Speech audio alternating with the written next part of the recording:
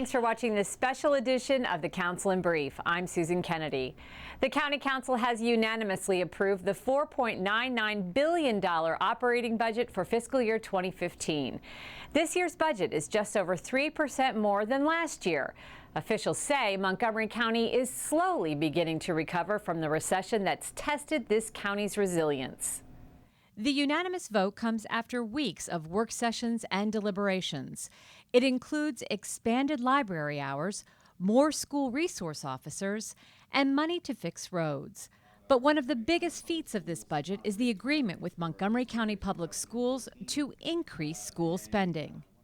Well, I'm most proud of the fact that people came together and understood that there's a balance of priorities that are important to everyone, and realizing that while we might not get every single priority that we want, a lot of them are represented in this budget. There were a lot of shortfalls in this budget too. There are a lot of good programs that didn't get the necessary funding, and so that's always a challenge for us when we're dealing with limited resources. But we did the best that we could with what we had, and I think that that's really important. And I think we've represented all of the facets of really county government that are so important to people, whether it's public safety, whether it's education, whether it's economic development, the environment, transportation. I mean, there's something in there for so many people, and I think that that's what my objective was at the beginning, to make sure that we continue to rebuild our county government.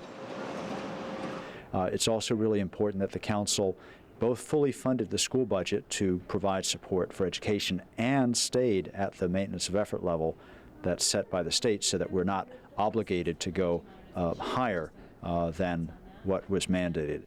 The council was also able to decrease the energy tax by 7% this year. The tax was levied in 2010 during tough economic times with the provision of a sunset.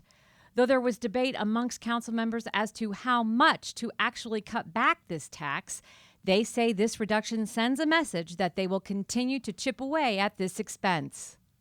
That is progress. I think we should do more, but we are making progress in that regard.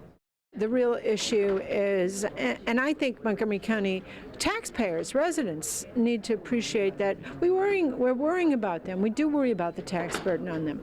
And that's one tax that gets passed through to tenants, whether they be businesses or whether they be renters, residential renters, and that continues to be a challenge. But we made some progress, you know, and democracy is a world of compromise, and that's what we did today.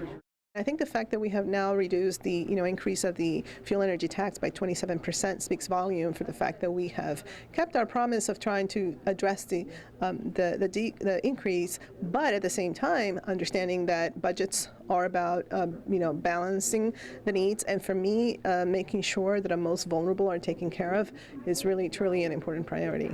You know, some of that money could have gone to addressing street tree issues, sidewalk issues. We've had this enormous problem with potholes, and we had our roads were in trouble before this winter, and this winter just created major cratering in the roads. And I think any extra dollars we had, we should have been willing to spend on that. And from a homeowner's perspective, what we did equals 3 cents a day on your energy bill. So it's $10 a year, a bit less than $1 a month to the average homeowner. This budget protects core services and safety net programs. The county continued its strong support of the Montgomery Cares program by adding close to $1 million to increase reimbursement for services by the agency. Council Vice President George Leventhal says he's pleased to see these critical services getting the support they need. We're not exactly back to the 2008 levels, but we are adding library hours. I know council members are excited about that. In the Health and Human Services area, we're substantially increasing access to health care for the uninsured, including in the area of mental health, where we have terrible shortfalls. We're adding psychiatrist services both for the county and for nonprofit service providers.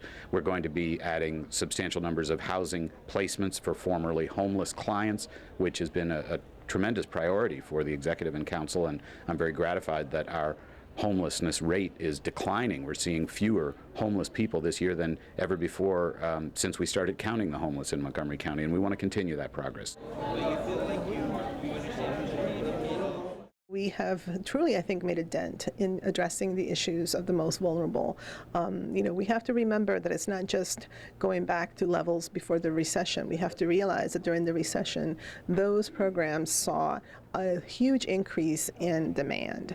And so it's not only trying to get them back to their base, but it's also addressing the higher demand.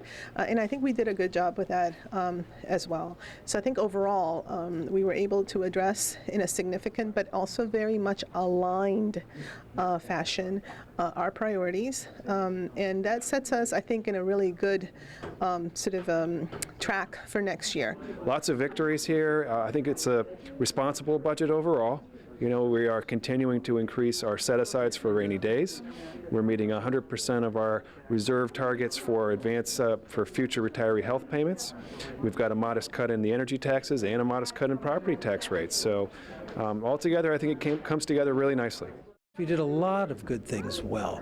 We took care of our school system while protecting our taxpayers. That's a huge deal. We have taken care of the most vulnerable among us in a very significant way. And we've taken care of basics. We've improved our roads. We've taken care of trees and stumps. And hopefully we will improve traffic signals so that we can move around 15% faster.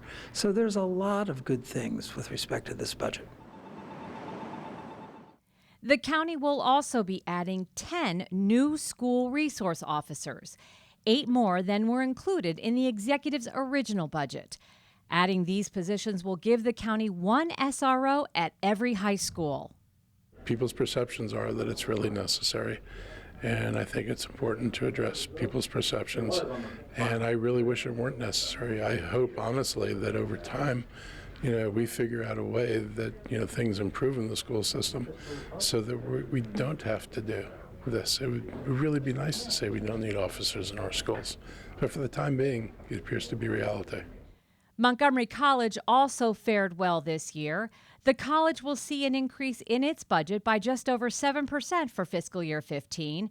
These funds will be used for additional staffing and programming in the STEM and biomedical fields.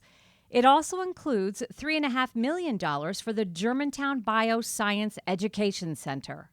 Not only will that center bring about jobs in this county, which are always important, but it will allow us to be on the cutting edge of what's really going on in the nation and in the world.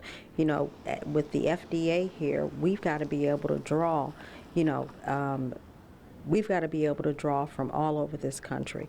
And now that we will have people who will be able to fulfill some of the jobs that will be necessary so that we can create we can become a Silicon Valley for biotech on this coast.